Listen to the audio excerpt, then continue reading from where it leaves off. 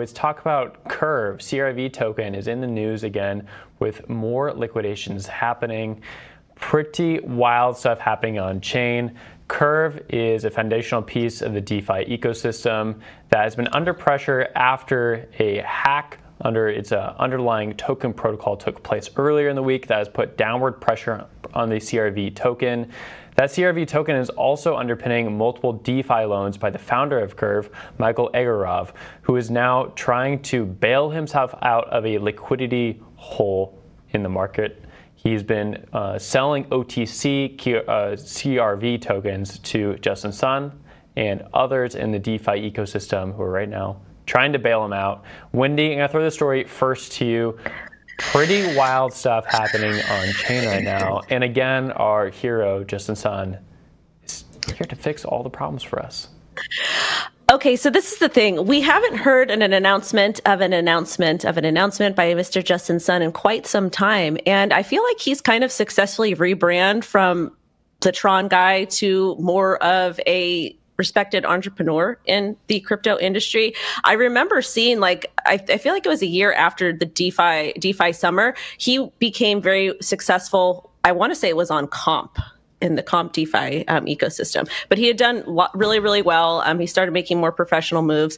And so it's very interesting to see him kind of be the hero in this, I guess, not sure. But another thing that I want to kind of comment on is that with DeFi and crypto, you can literally see everything on chain. And a lot of times these types of things happen in traditional finance or in banking and whatnot, especially with some of the banking collapses. But the general public has no idea what's happening behind scene because everything is cash wires, or you can't necessarily track it. But with crypto assets, you can track all of this stuff online in real time. You can see exactly what people are doing. You can see exactly what a lot of these big centralized or decentralized entities are doing. So I think it's very, very interesting. And I think this is the exact thing that scares the public servants and scares the banks and scares like old school finance, is that they're not going to be able to hide their dirty little secrets anymore. Everything will be public. Everything is on chain. And I just hope that this situation gets solved, because I know that Curve is one of the big pillars in the crypto asset industry when it comes to DeFi. And I feel like we need some sort of happy medium between centralized finance and decentralized finance to really make things work and to fix the current monetary system we have that's pretty predatory. All hail His Excellency Justin Sun. Really remarkable. There's the Fed in the real world, but the backstop of the crypto ecosystem appears to be none other than Justin Sun. That's pretty remarkable. I think it's kind of crazy that that's where we are here in this present reality, that this is backstopping a pretty major piece of the DeFi landscape right now. Justin Sun never shies away from controversy, right? He sees controversy as an opportunity to insert himself into the conversation, and that is exactly what he is doing. He is doing today, right? He's saying, hey, I can step in here. I can make an investment. It may pay off handsomely. It may go down in flames, but at least I will be part of this conversation.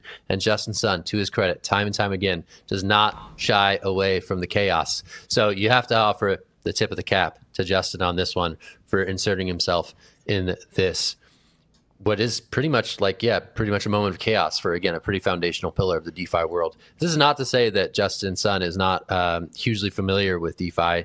He's one of the bigger whales when it comes to a lot of these lending platforms. So he knows his way around this stuff, but it is just amazing to see him time and time again emerge when there are headlines to be had. So I toss it to you, Will. What are your thoughts? Yeah, a few thoughts here. I mean, this story itself is just emblematic of the place Justin Sun has held within crypto for quite a while, right? As this whale that comes at the last moment, fixes some problems, continues to exist.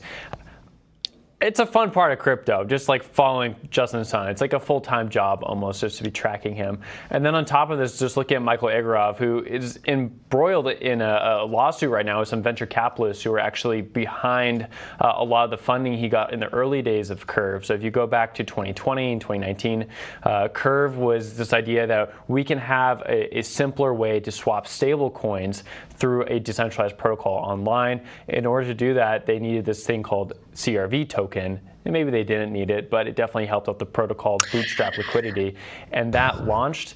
But the way that it launched also helped Michael get a huge payday. He took a lot of this funding that he made from the VCs and from mining his own token, and he went around and purchased some mansions with it, which have been posted quite a bit on Twitter in the last 48 hours.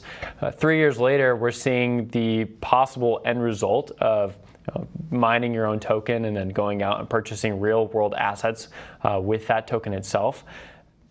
There's a problem, right? All these things are based on loans. They're based on the token that is still outstanding there. And he's desperately searching for liquidity in the midst of a market that's falling apart because people are not believing in the CRV token at the moment. So we'll see how this all ends up. But we've seen this story time and time again where a loan goes bad and can only get worse because the underlying token behind it, the asset behind it, is starting to fall apart as well. Wendy? I just want to talk about the loan aspect of this really quick, because I know in traditional finance, you see a lot of influencers, you see a lot of people talk about borrow money, borrow money, borrow money. That's how you make more money. And I feel like we don't address the risks of this enough. Like if you want to take a loan out on a house or an asset or on money or whatever that looks like, I feel like it's very important to understand what the risks associated are. I feel like it's very important to utilize disposable income to where if that loan gets called or something bad happens with it, you're going to be okay. Because a lot of people just push this idea like scared money don't make money and you have to take loans out and this is how you get rich. You buy houses, you refinance them, then you rinse and repeat. But in reality, people are not practicing risk management. They're not using their money in a safe manner. And when they kind of retort it back to rich people, well, this is what the rich do. They're not understanding that the rich have a lot more assets than they do, and they have a lot more, liquidity to where they can sell something to kind of fix that loan or to repay that loan off. So I feel like it's very important to talk about like the degeneracy that we do see in our industry. And that might not necessarily apply to this particular story, but I do like to talk about the risks and talk about the realities of these things, even on my channel. So I kind of wanted to end it on that.